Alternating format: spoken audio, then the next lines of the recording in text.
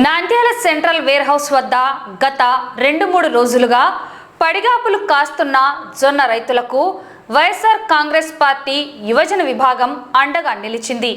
మాజీ ఎమ్మెల్యే కాటసాని రాంభూపాల్ రెడ్డి ఆదేశాల మేరకు శుక్రవారం వేర్ హౌస్ వద్ద ఉన్న రైతులకు పార్టీ యువజన విభాగం ఆధ్వర్యంలో అన్నదాన కార్యక్రమం నిర్వహించి త్రాగునీటి బాటిళ్లను పంపిణీ చేశారు.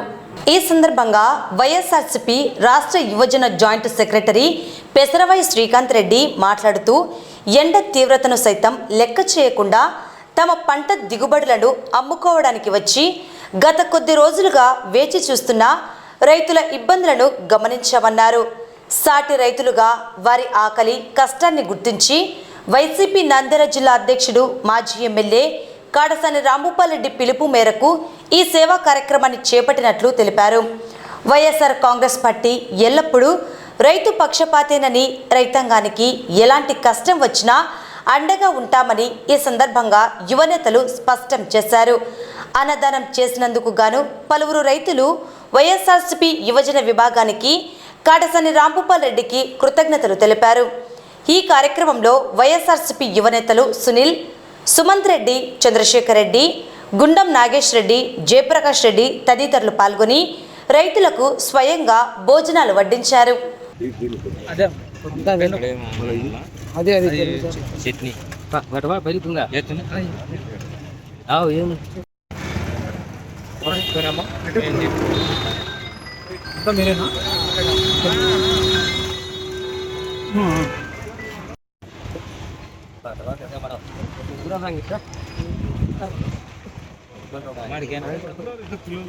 ఈరోజు గడివేముల మండలం గడిరేవుల గ్రామ వాస్తవుడైన నేను సునీల్ కుమార్ రెడ్డి నేను మాట్లాడేది ఏమంటే, మా ఎక్స్ఎమ్మెల్యే రాంభూపాల్ రెడ్డి గారు ఇక్కడ రైతులు జొన్నలు అమ్ముకోవడానికి నంద్యాల సిడబ్ల్యూసి గోడౌన్ దగ్గరికి వచ్చారు. ఇక్కడ రైతులు ఎవరు ఇబ్బంది పడకూడదని ఇక్కడ భోజన సదుపాయము మరియు నీళ్ళ సదుపాయము రైతులకు మా ఎక్స్ఎమ్మెల్యే రాంభూపాల్ రెడ్డి గారి ఆదేశాల మేరకు ఇక్కడ మేము భోజన వసతి చేయడం జరిగినది.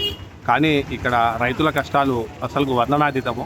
ఇక్కడికి వచ్చి రాంభూపాల్ రెడ్డి గారి ఈ కష్టాలు చూసి ఇక్కడ రైతులు ఎవరే కానీ కష్టం పడకూడదు, అన్నం ఎల్లవేళలా ఇక్కడ భోజనం సదుపాయం ఈ రోజు కాదు ఇంకా వారం రోజులైనా కానీ భోజనం సదుపాయం పెట్టవలసిందిగా మాకు రాంభూపాల్ రెడ్డి గారు చెప్పినాడు. నేను ఇక్కడ పెసరాయి శ్రీకాంత్ ఇంకా మరియు గడివేముల మండలంలో అందరం కలిసి రాంభూపాల్ రెడ్డి గారి ఆదేశాల మేరకు ఇక్కడ భోజన ఏర్పాటు చేయడం జరుగుతుంది.